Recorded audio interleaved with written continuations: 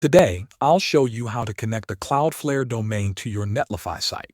First, open Netlify in your browser and log into your account.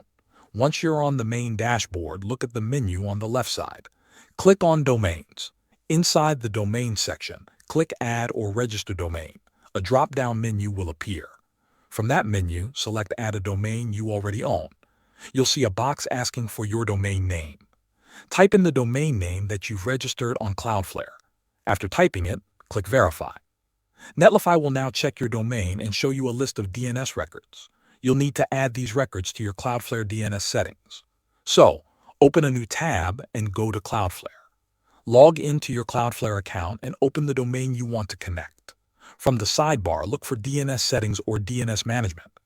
Here, you'll see an option to add DNS record. Now, go back to Netlify and copy each DNS record one by one. Paste them into Cloudflare, matching the record type, name, and value exactly as shown on Netlify. When you're done adding all the records, return to your Netlify tab. Finally, activate Netlify DNS for your domain. This lets Netlify manage your domain's traffic. After activation, your Cloudflare domain will be connected to Netlify. That's the full process. Thanks for watching.